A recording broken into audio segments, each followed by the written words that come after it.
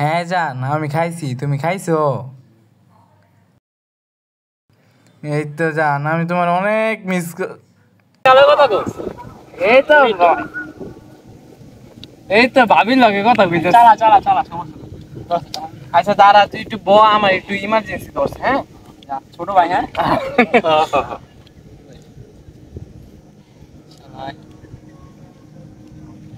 আর কেউ কল আইলে ধরিস না। उठाइए ना उठाइए ना লাস্টে 79 এটা কোন না उठाइए ना उठाइए ना